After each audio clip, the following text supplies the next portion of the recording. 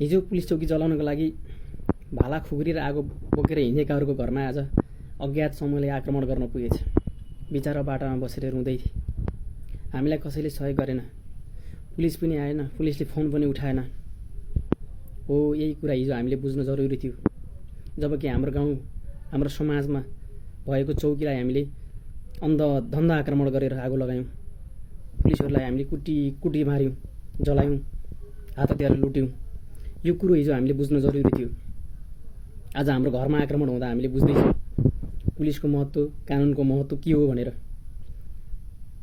अहिले हाम्रो समाजले बुझ्दैछ।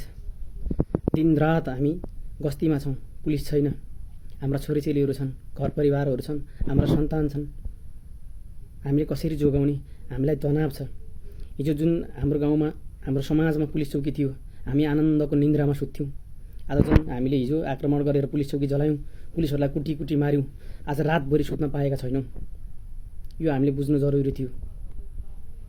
अब हामीले कुन मुखले हाम्रो सुरक्षा गर्दै भनेर पुलिसलाई भनौँ?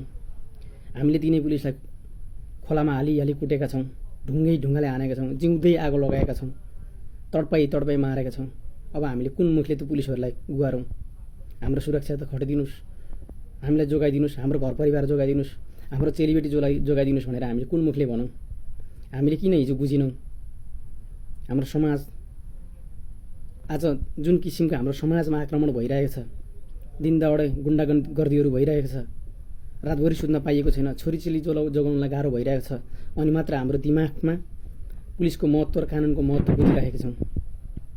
जब हिजो हामीले आगो लगाउने बेला, जब हामीले हिजो पुलिसलाई जिउँदै जलाउने बेला, जब हामीले पुलिसलाई कुटी मार्ने बेला हामीले किन सोचेनौँ?